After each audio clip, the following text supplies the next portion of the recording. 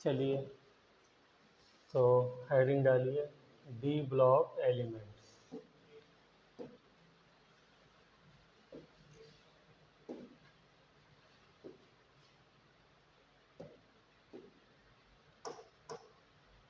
Syllabus ख़त्म होने के बाद कैसे करना है, क्या करना है, बताइए। कुछ रिवीजन वगैरह करना है, कुछ रिवीजन की क्लास रखनी है, क्या करना है?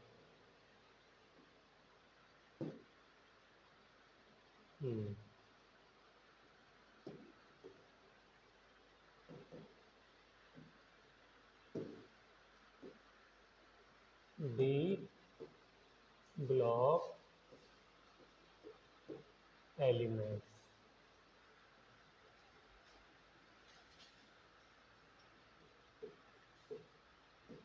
चलिए,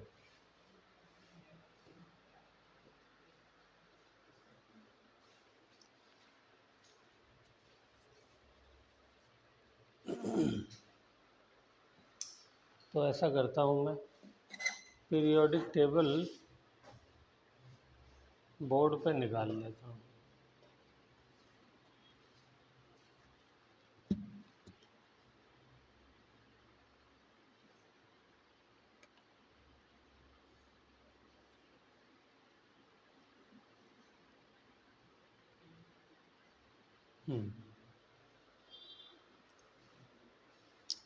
चलिए, कोई बताए अब डी ब्लॉक क्या होते हैं एलिमेंट?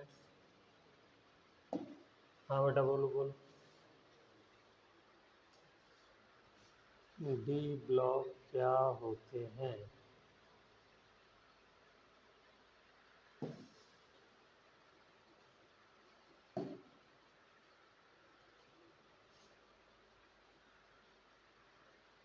पीरियोडिक टेबल की कहीं फोटो है?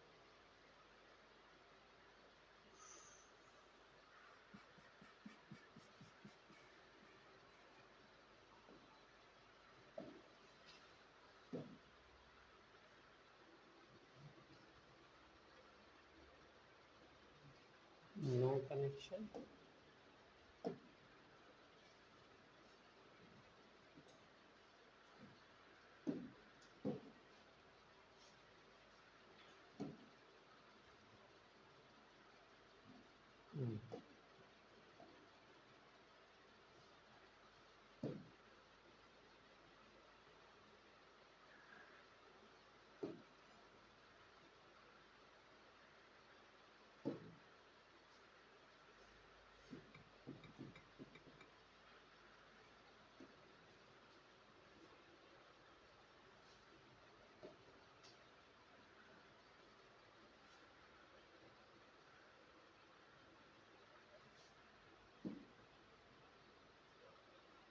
चलिए, गुड।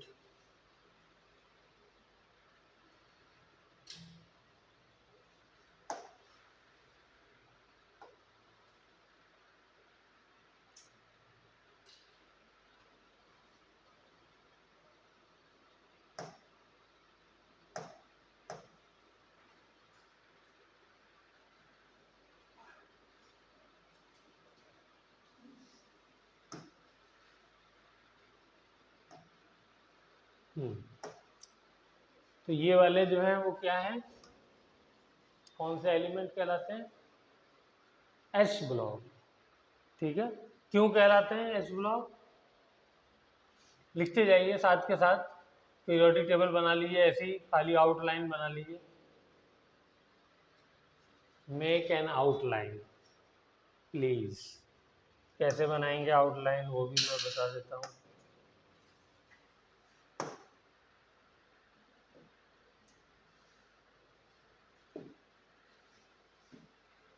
ये फिर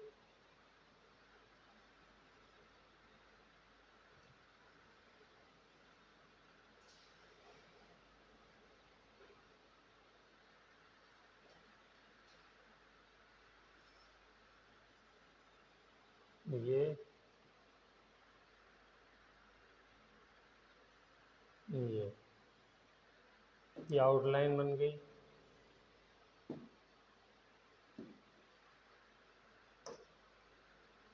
इसमें ये वाले जो हैं वो एस ब्लॉक हैं, ये पी ब्लॉक और ये डी ब्लॉक, और नीचे वाला जो है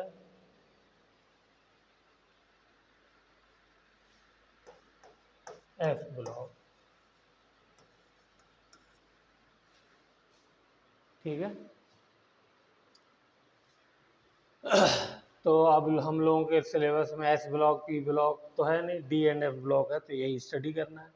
बहरहाल तो ये नाम हमने एलिमेंट को कैसे रखा, नाम कैसे पढ़ा,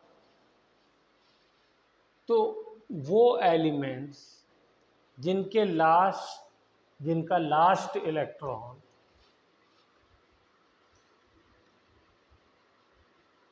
क्या लिख रहे हो भाई साहब? तो जिन है? हाँ बोलो बोलो बोलो।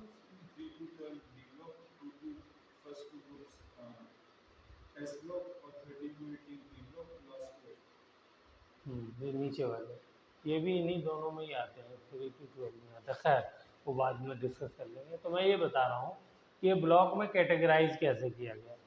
तो वैलेंस शेल का जो लास्ट इलेक्ट्रॉन है वो जिस ऑर्बिटल में जाता है वो एलिमेंट उसी ब्लॉक का कहलाता है। ठीक है, अगर एस ऑर्बिटल में जाएगा लास्ट वैलेंस शेल का इलेक्ट्रॉन तो वो एस ब्लॉक कहलाएगा, पी ऑर्बिटल में जाएगा तो पी ब्लॉक कहलाएगा, और डी में जाएगा तो डी ब्लॉक कहलाएगा। आप चाहे तो ट्राई कर लीजिए, बताइए एक एलिमेंट एस का लीजिए कोई सा भी, उसकी इलेक्ट्रॉनिक कॉन्फ़िगरेशन लिखते हैं, बोलो ना, इतने सारे हैं, कोई भी बोल दो इसमें से। हैं? सोडियम, सोडियम तो खैर आसान हो गया, चलो अच्छा है, जल्दी खत्म हो जाएगा। Sodium atomic number 11, 1s2 2s2 2p6, कितने हो गए 10, 3s1। ठीक है, उसका अगला ले लो मैग्नीशियम, चलो 12, तो क्या हो जाएगा 3s2। ठीक है, अब आ जाओ पी। हाँ जी बहन जी, पी में बताओ कोई। भी बिल्कुल एकदम, तो बीच में फास्फोरस चलो ले लेते हैं। ठीक है, फास्फोरस, फास्फोरस का atomic number 15, 1s2 2s2 2p6 3s2, कितने हो गए 10 और 2 12 और 3 बचे 3p3। ठीक है, अब डी में तुम बताओ कौन सा लें।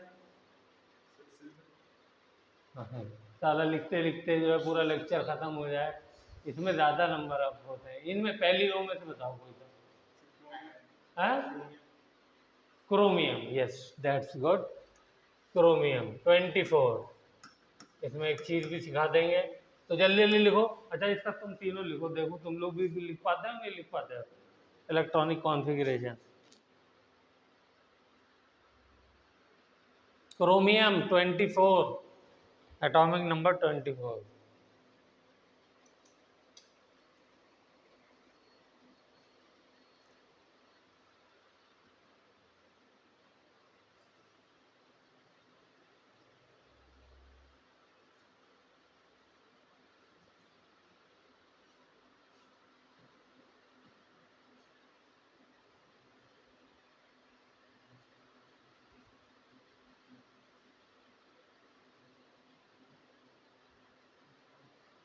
अब इलेक्ट्रॉनिक कॉन्फ़िगरेशन तो आनी ही चाहिए।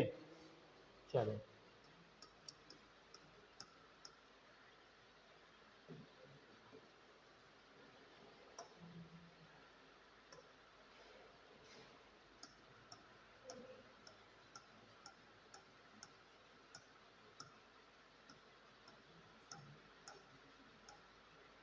चलो यहाँ तक मैंने लिख दिया, 10 और 8 18। इसके बाद क्या लिखा है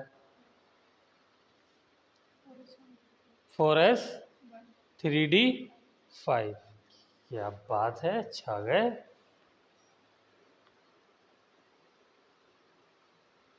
3d 5, तुमने भी 5 लिखा है, वही तो ये लोग 1 लिख रहे हैं। आप क्या कहती हैं, 4s1 रहेगा 4s2 रहेगा? हैं? किसमें? डी में 10 आएंगे बेटा, 5 ऑर्बिटल होते हैं, 10 आएंगे।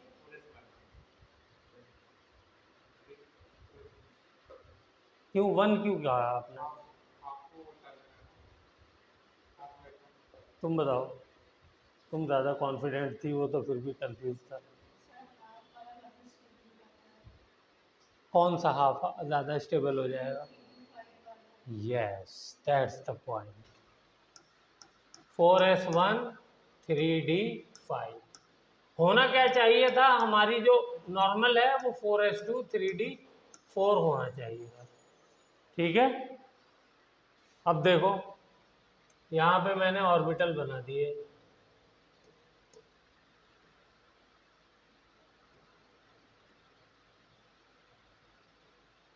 ऑर्बिटल बना देता हूँ, ये पी ब्लॉक है, यहाँ लिख देता हूँ, जगह ले रहा है खामोखा में। ये तो मेरा एस हो गया और ये मेरा डी हो गया।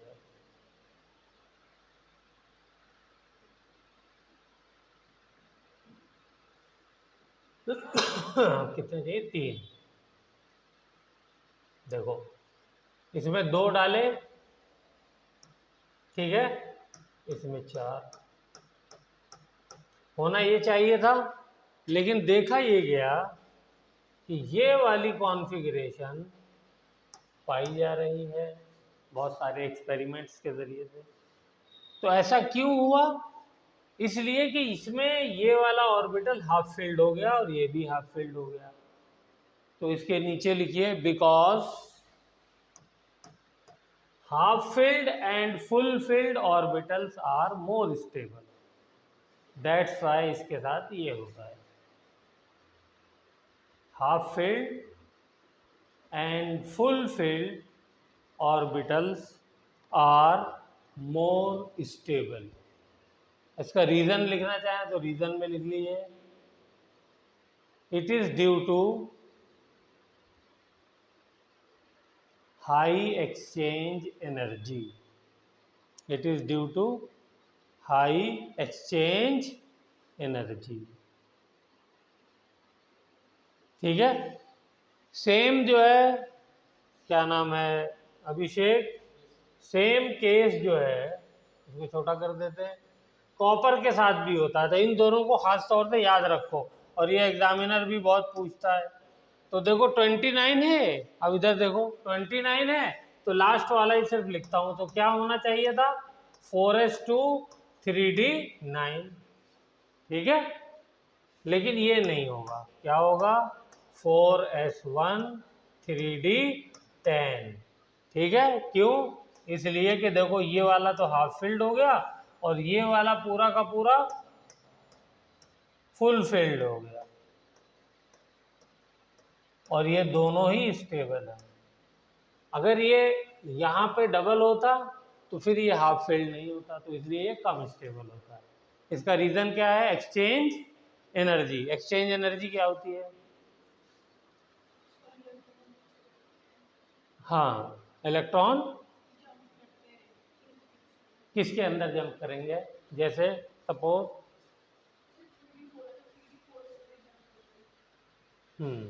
चलिए, गुड। इसको यहाँ से हटाना पड़ेगा मुझको।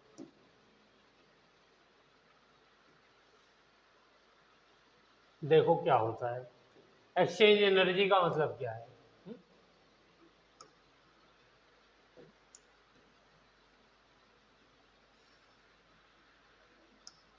फाइव।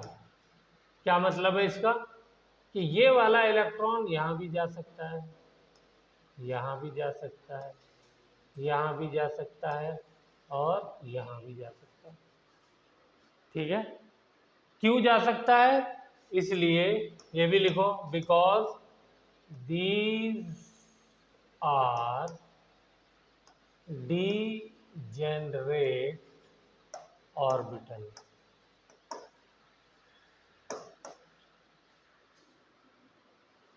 डीजेनरेट ऑर्बिटल्स क्या होते हैं? degenerate orbitals having same energy.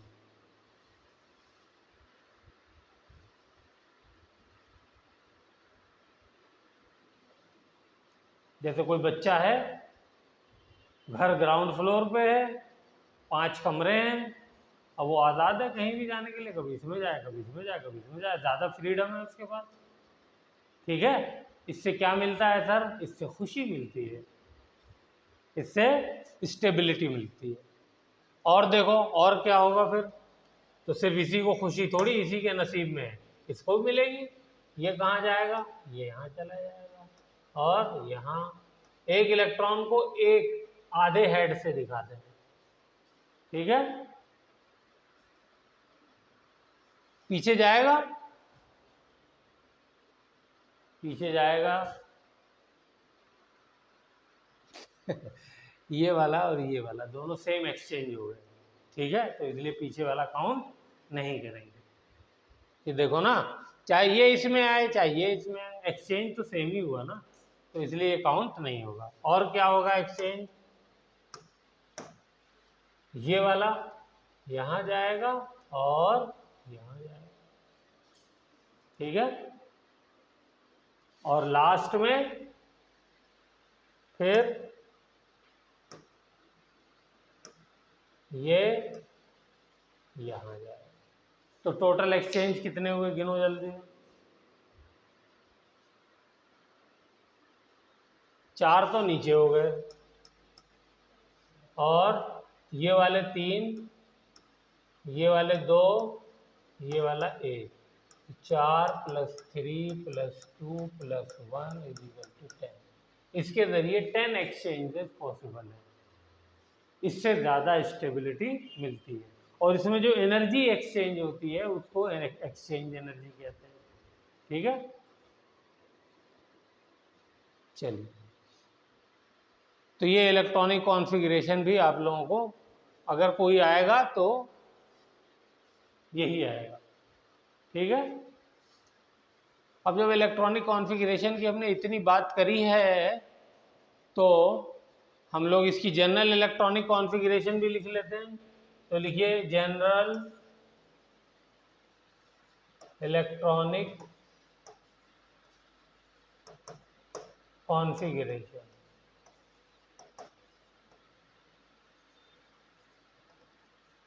क्या होती है?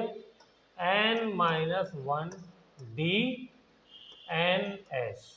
d की वैल्यू होगी 1 से लेके 10 तक, और s की वैल्यू होगी 1 से 2 तक।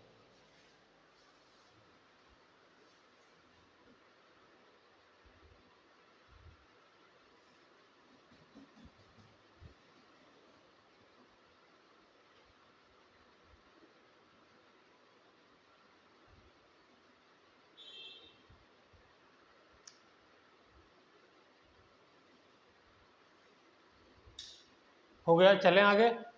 चलिए, तो बात कहाँ से शुरू हुई थी, कहाँ चली गई एक्सचेंज एनर्जी पे, ये सब जो है वो हो गया। तो एस ब्लॉक समझ में आ गया, पी ब्लॉक और डी ब्लॉक में हमने 2 एलिमेंट किए, एक कॉपर किया एक क्रोमियम किया, दोनों में देखा लास्ट इलेक्ट्रॉन कहाँ आ रहा है? डी में आ रहा है। ठीक है, ओके, इलेक्ट्रॉनिक कॉन्फ़िगरेशन भी आ गई। ठीक है, अब आते हैं नई term, that is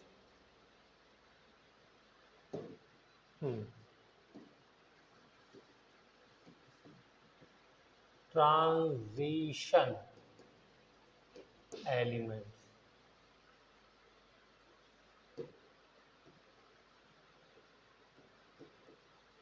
transition element ये क्या होते हैं?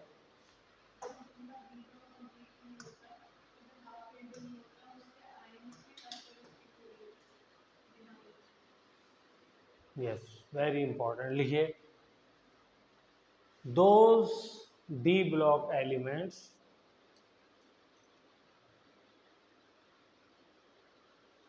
which have incomplete d orbital in their ground state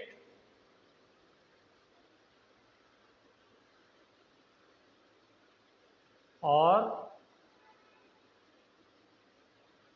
oxidized state.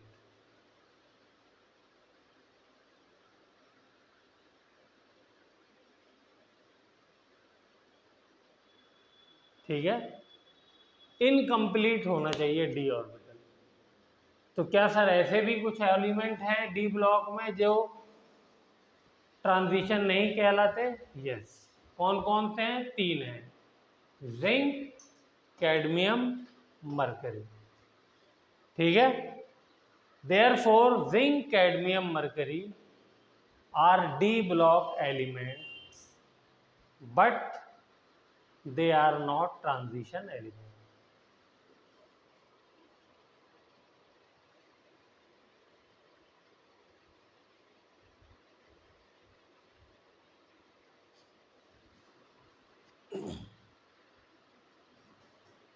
ठीक है,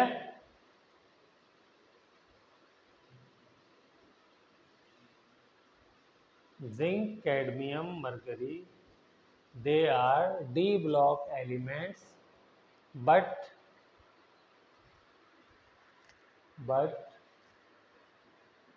they are not transition elements. देखिए, जिंक ले लेते हैं एग्जांपल के लिए।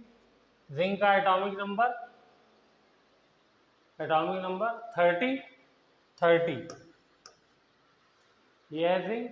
ठीक है, इसका इलेक्ट्रॉनिक कॉन्फ़िगरेशन ला सब वही आएगा, 4s2 3d10।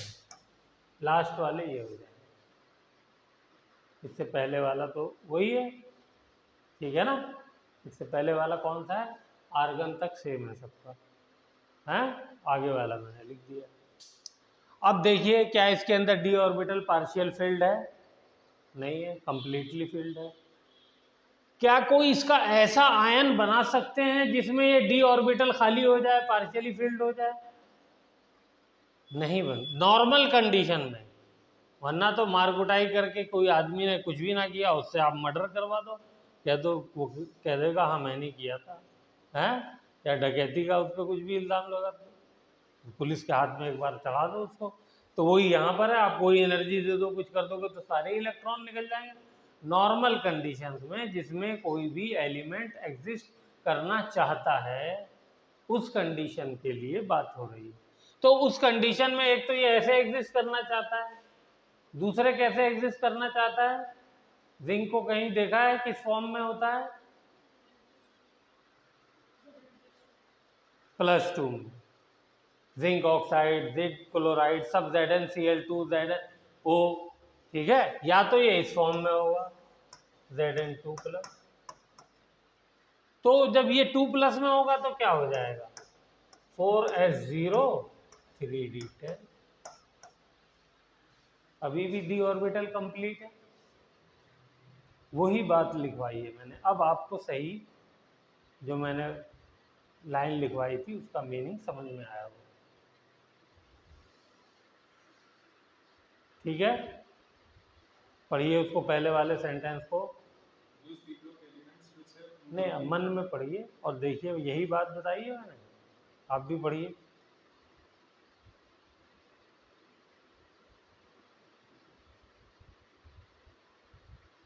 ना तो वो अपनी ग्राउंड स्टेट में, नॉर्मल स्टेट में वो डी ऑर्बिटल में कोई वैकेंसी है, और ना ही जिस फॉर्म में, आयोनाइज फॉर्म में, ऑक्सीडाइज्ड फॉर्म में वो रहना चाहता है, उसमें भी कोई वैकेंसी नहीं आती है। ठीक है, चलिए मरकरी के लिए लिखिए। मरकरी के लिए, मरकरी का इलेक्ट्रॉनिक कॉन्फ़िगरेशन क्या हो जाएगा? देखिए उसका तरीका क्या है।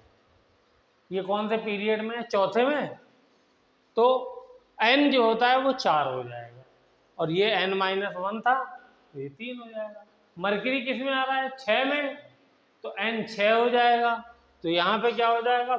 6s और ये 5d, बस। तो ये भी क्या हो जाएगा? 2 और 10। अब मरकरी किस फॉर्म में एग्जिस्ट करता है? बोलो। कौन बताएगा? केशव, प्रियम, हैं? +1 +2 दोनों में एग्जिस्ट करता है, बस। कितना? 80, ये लिखा हुआ, ठीक है।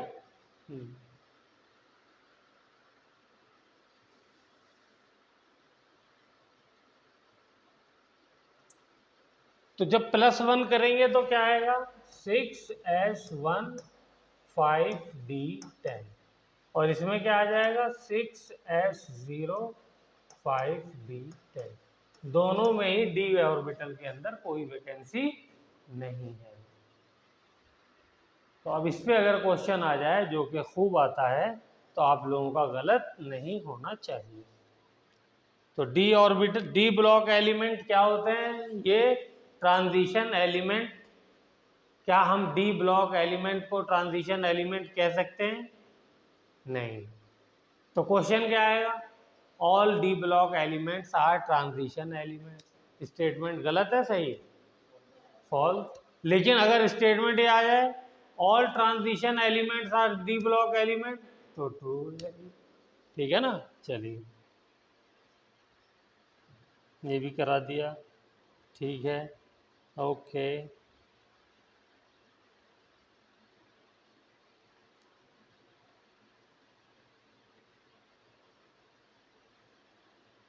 हम्म हम्म हम्म हम्म। चलिए, एक छोटी सी चीज पहले बता दें, स्क्रीनिंग इफेक्ट।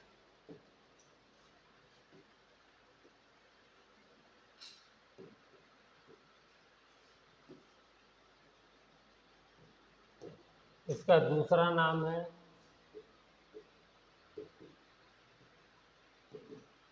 Shielding effect.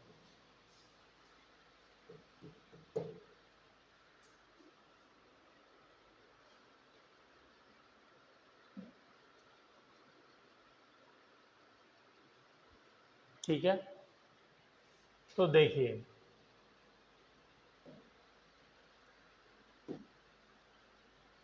ये मेरा न्यूक्लियस है, ओके।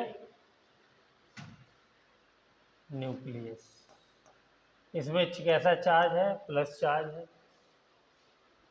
ओके। ये बताइए, जब मैं लेफ्ट टू राइट जाऊंगा तो प्लस चार्ज का क्या होगा? Positive charge. Left to right in periodic table, लिखना चाहे तो लिख लिए, इन पीरियोडिक टेबल।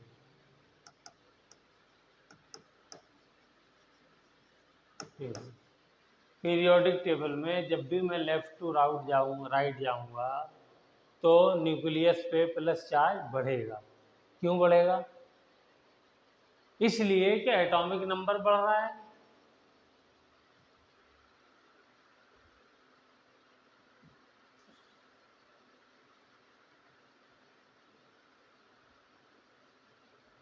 इसलिए बढ़ रहा है कि एटॉमिक नंबर इंक्रीज कर रहा है,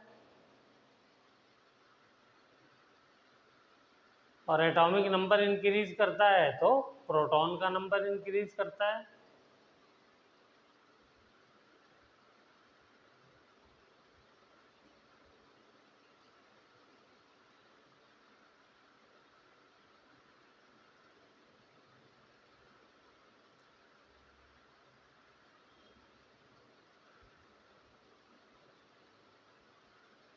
हो गया? चलिए, अब ऐसा करते हैं, पहले डी ब्लॉक की पहली सीरीज को लिखते हैं। कौन सी सीरीज कहलाती है? 3D सीरीज इसका नाम है। और क्या नाम है इसका? और अच्छा, यहाँ लिखते हैं, और इसका फर्स्ट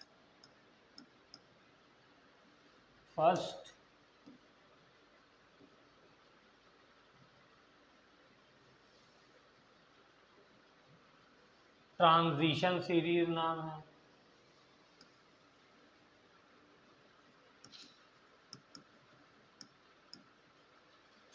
सीरीज, ठीक है, 3D सीरीज। और क्या नाम है इसका? और इसका नाम है फोर्थ पीरियड, ठीक है।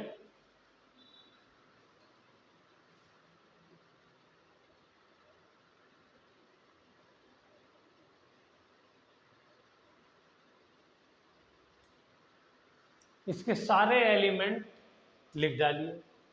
कहाँ से शुरू होता है ये? कहाँ से शुरू होती है?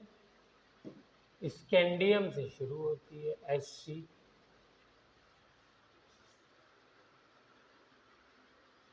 फिर टाइटेनियम, फिर वेनेडियम, ठीक है। इसका एटॉमिक नंबर है 21, 22, 23। फिर क्रोमियम 24, फिर मैग्नीज 25, फिर आयरन 26, फिर कोबाल्ट 27, फिर निकिल 28, फिर कॉपर 29,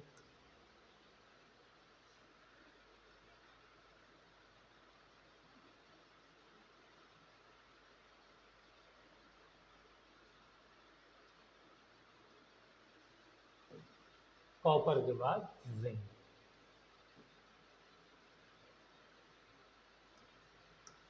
थर्ड,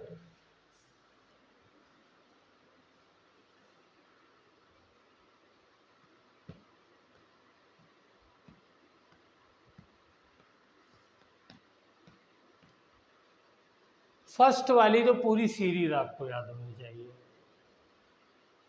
और मेरे ख्याल से 50% से ज़्यादा एलिमेंट तो याद ही है, तो ध्यान से आप देखेंगे तो हो जाएगी।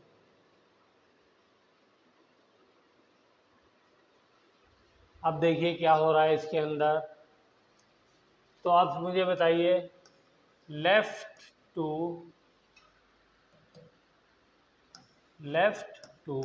राइट जाने पे एटॉमिक नंबर इंक्रीज कर रहा है,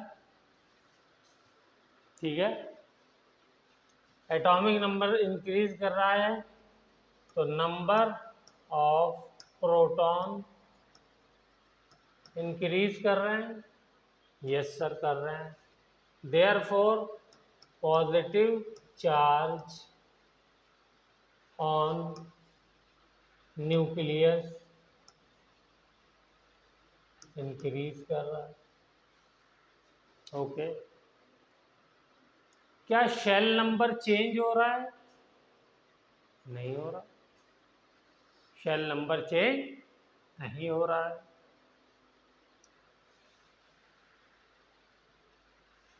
शेल remains the same,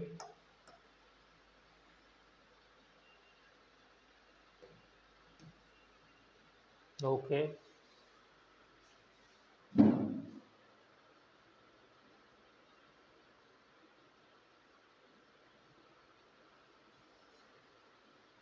चलें आगे, अब आगे देखते हैं।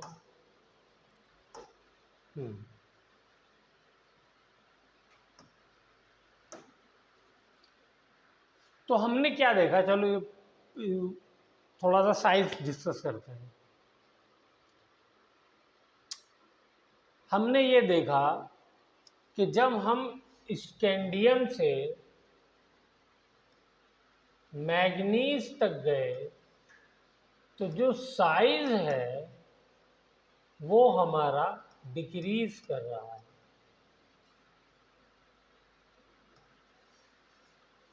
देखिए इम्पॉर्टेंट है, ये हमने ऑब्जर्व किया डिफरेंट एक्सपेरिमेंट्स के जरिए से।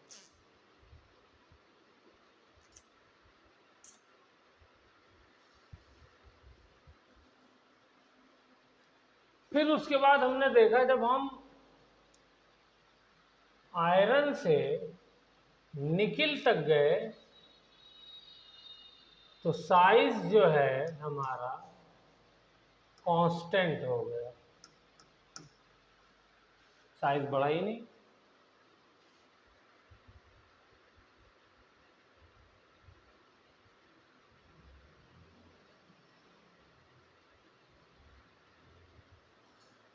और फिर उसके बाद हमने देखा कि जब कॉपर से हम जिंक की तरफ गए तो इस बार साइज जो है वो इंक्रीज कर गया।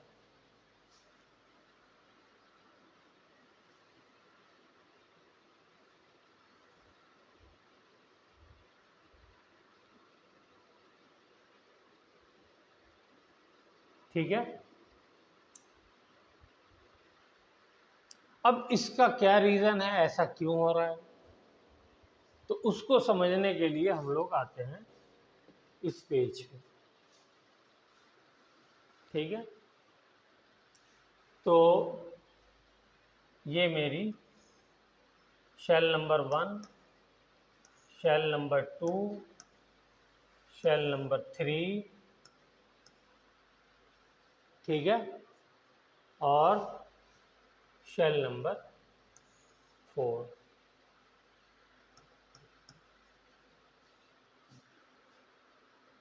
चौथा पीरियड है, तो जो पीरियड होगा उतनी ही शेल्स होती है। किसी भी एलिमेंट के अंदर कितनी शेल होंगी आप नंबर ऑफ पीरियड देख लीजिए, और जो लास्ट शेल होगी वो वैलेंस शेल होगी, उसमें मौजूद जो इलेक्ट्रॉन होंगे वो वैलेंस इलेक्ट्रॉन होंगे। चलिए आइए, तो अब देखिए